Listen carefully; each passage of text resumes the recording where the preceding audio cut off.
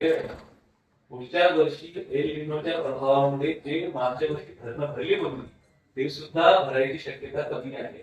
माझी विनंती काय आहे, आपल्याला पूर्ण वर्षभराचं नियोजन करायचं, फक्त 2 दिवसाचं नियोजन नाही करायचं आहे. या वर्षी जास्तीत जास्त पाणी अंडरग्राउंड कसं रिझर्वायर वाढणार एक भाग.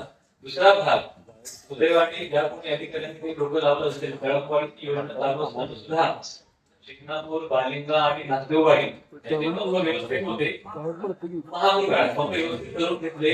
आज संध्याकाळी परत पंपिंग सुरू होईल. पाण्याचा आपला उचल सुरू होईल. परंतु हे फक्त 1 महिना 2 महिन्याची नाही आहे. पुढच्या वर्षी 100% जे पाण्याचं आपल्या अवेलेबिलिटी आहे कमीच राहणार आहे. माझी अपेक्षा कशी आहे की जे सोर्सेस आपले बंद पडलेले आहेत, साहेबांनी वीज बंद पडलेले आहे, असे सर्व सोर्सेस आपण रिचार्ज करूया, भरून घेऊया, जेणेकरून जो भाग मराठवाडा किंवा खानदेशमध्ये आहे तशी परिस्थिती कोल्हापूर येणार नाही. आज पुणे असेल, मुंबई असेल, प्रत्येक ठिकाणी सेम इश्यू आहे. शहरीकरण वाढले, डिमांड वाढलेली आहे.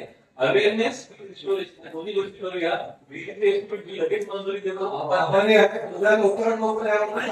बाळ, फ्रीज मधून श्रीखंड काढ ना. आम्ही पूर्वी घरीच बनवायचो श्रीखंड, त्याची चवच वेगळी होती. आता काय सगळं रेडीमेड. आजी, हे श्रीखंड खाऊन बघ. आज तुझ्या आईनं घरीच बनवलं की काय?